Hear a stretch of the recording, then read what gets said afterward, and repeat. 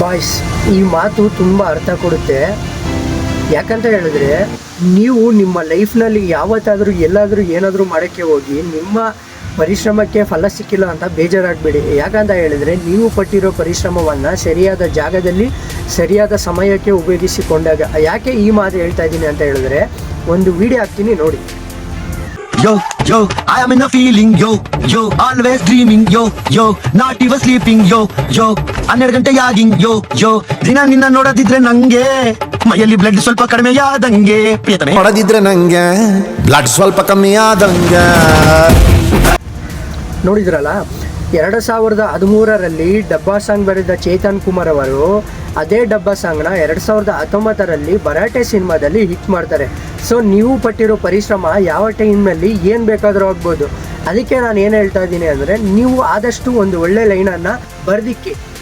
ಯಾಕಂದರೆ ಯಾವ ಟೈಮ್ನಲ್ಲಿ ಏನಾಗುತ್ತೋ ಗೊತ್ತಿಲ್ಲ.